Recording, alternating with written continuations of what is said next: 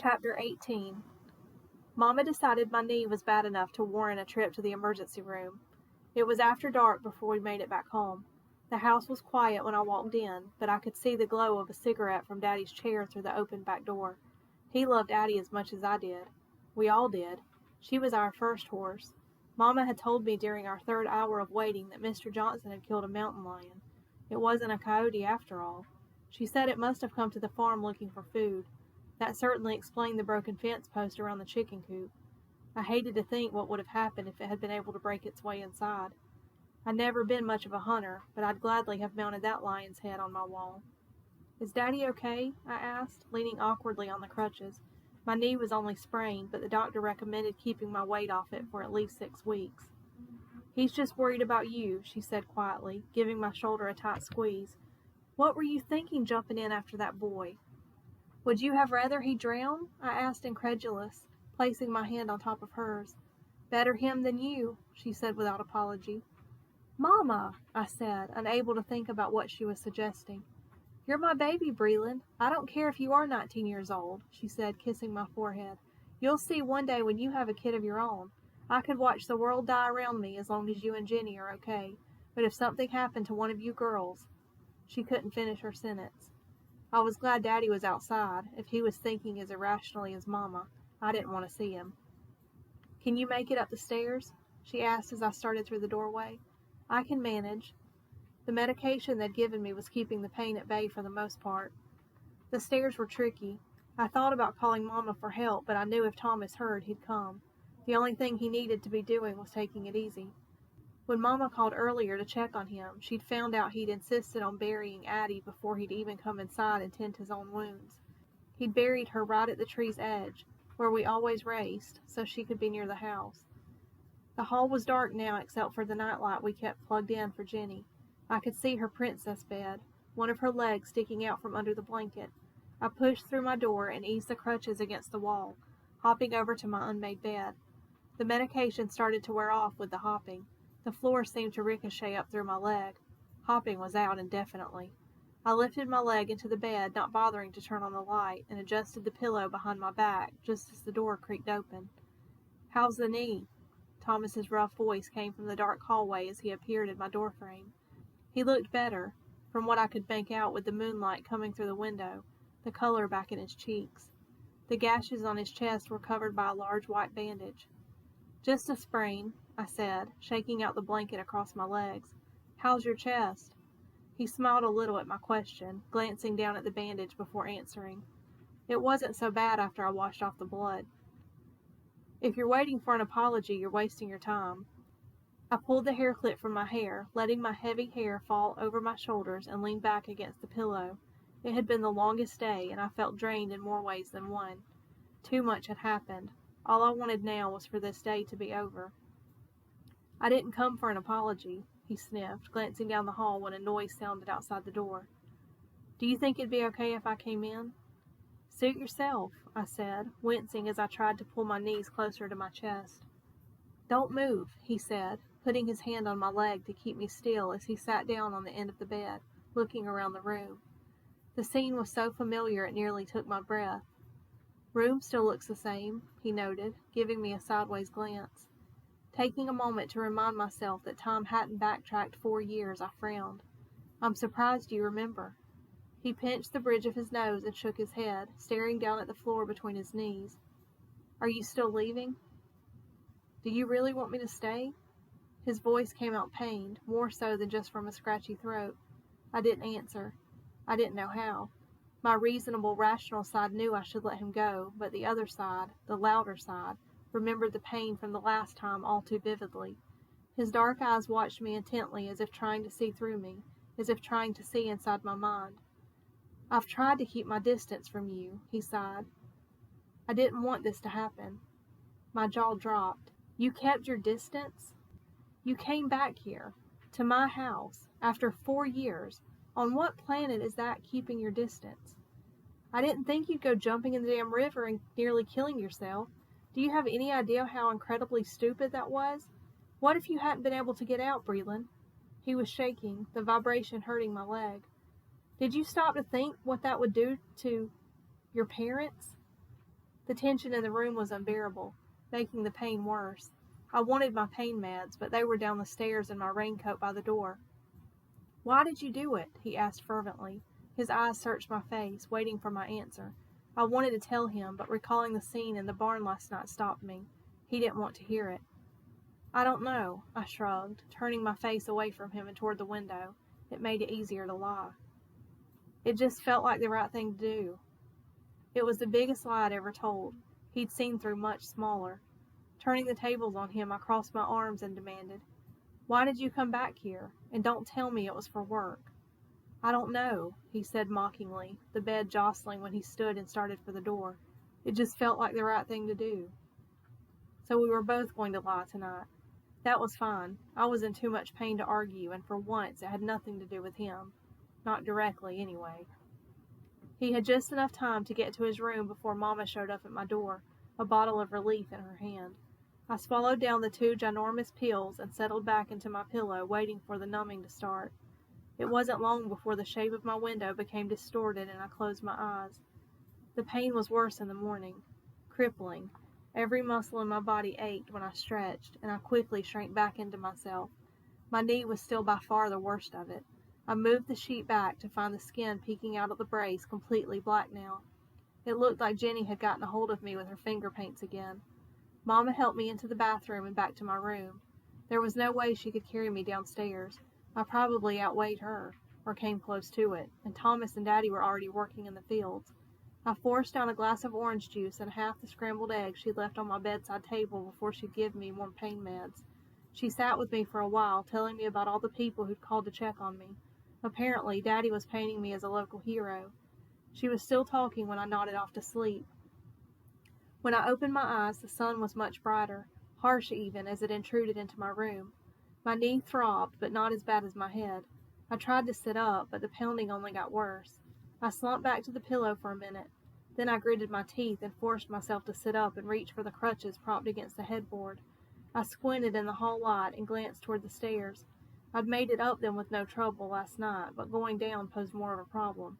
My head swam just peering over the banister. "Breland's that you?" "Yeah, Mama, I'll be down in a minute," I said, my voice piercing my own ears. "No, you won't," she said hurriedly, appearing at the bottom of the stairs, her face in a deep frown. "Don't you move an inch. Thomas was right outside the door. I'll grab him." "That's not necessary," I started, but she was already gone.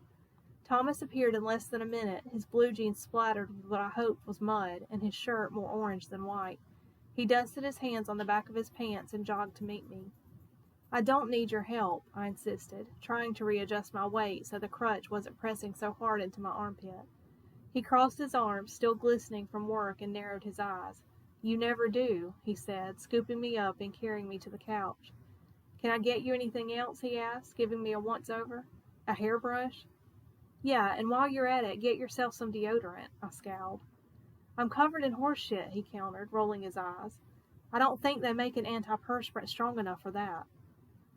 "That's okay, Thomas," Mama stepped in. "I can take it from here."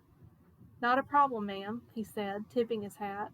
The Rhett Butler routine was fooling no one. I gripped the remote and brought it behind my head, ready to give it a launch into his retreating backside. Unfortunately, Mama was blocking my path with an expression that had me placing the remote back on the coffee table. "Feel like company?" Katie asked, sticking her head in the front door. "Come on in, Katie," Mama said, shaking her head at me. "I've got to get back to Jenny anyhow. She's covered up to her elbows in spaghetti sauce."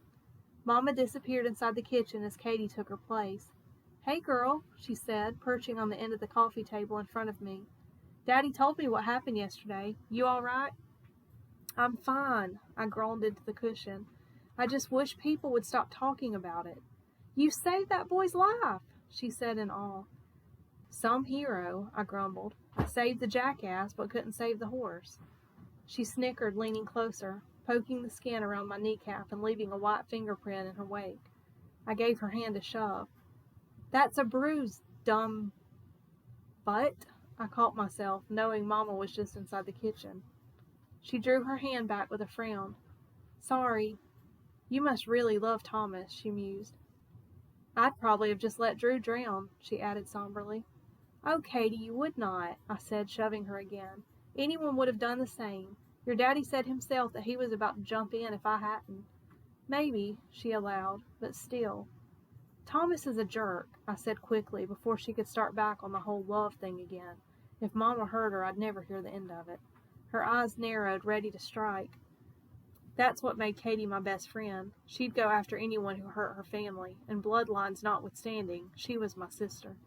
"What did he do?" she asked, lowering her voice to a whisper as she leaned in close to my face. "Pop-Tart for breakfast?" I asked, leaning away from her, my stomach rolling at the sweet smell. She smiled, embarrassed, and covered her mouth.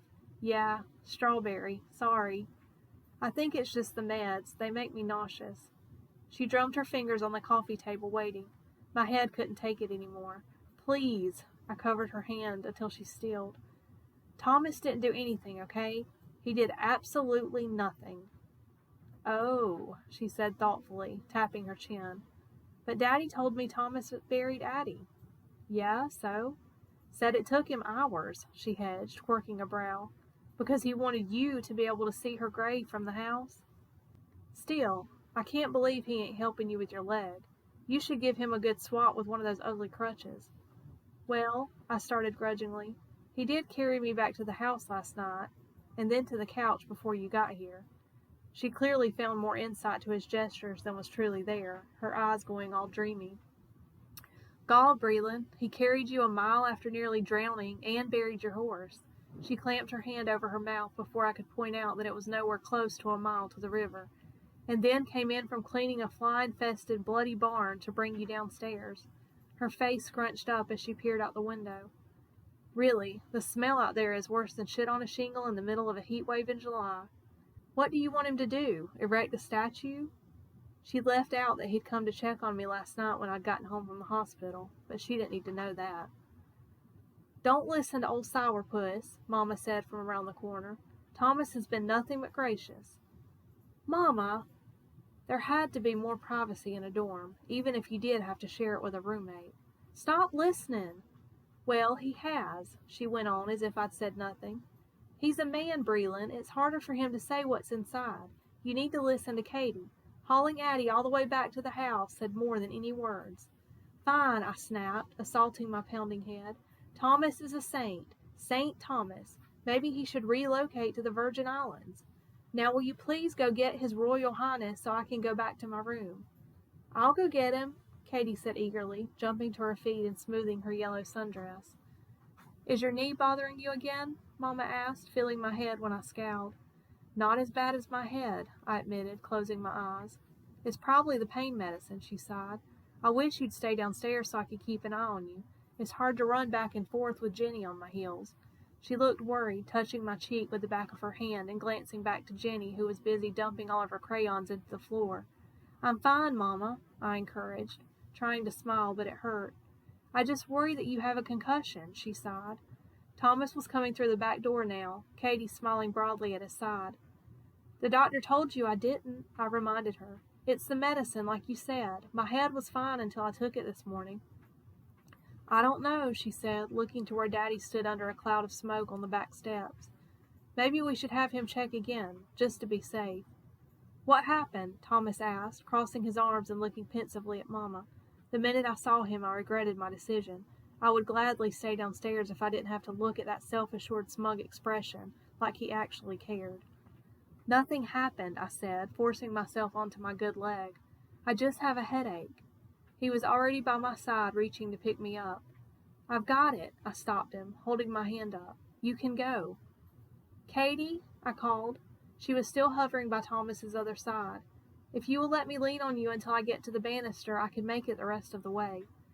Thomas clearly wasn't amused, but he held his hands up and stepped out of the way. "I don't know," Katie said after the first couple of steps. Her shoulder did feel weak under my arm compared to Thomas's. "Fine," I said, letting go of her and hopping on one foot across the room. The pain was excruciating, but I kept my lips tightly together. "Are you done?" Thomas asked when I white-knuckled the banister. "Yes, she is," Daddy answered for me. "Stop being stubborn, Breland, and let Thomas help you, or I will drive you back to the hospital myself." Daddy placed a hand on Thomas's shoulder and gestured toward the stairs. "Thomas, why don't you come in and help keep an eye on Breland so she doesn't break her neck? You shouldn't be out in the heat after yesterday either. Sit back and take in some water, Daddy said, wiping the sweat from his brow. We'll still pay you for a full day's work, Daddy spoke up when Thomas started to protest. Really, Daddy, Katie can sit with me, I said, eyeing her from across the room. She shifted nervously, glancing from me to Daddy. I'd like to, Breland, really, I would, but I've got to babysit. Mama's at work. I only ran over to check on you because Daddy took a break to eat a sandwich with the boys. They'll burn the place to the ground without me over there. You go on home, Mama said, ushering her to the door. It was sweet of you to come by. Tell Gerald thanks. With the close of the door, I knew the argument was lost. The only person who looked even less thrilled about the situation was Thomas.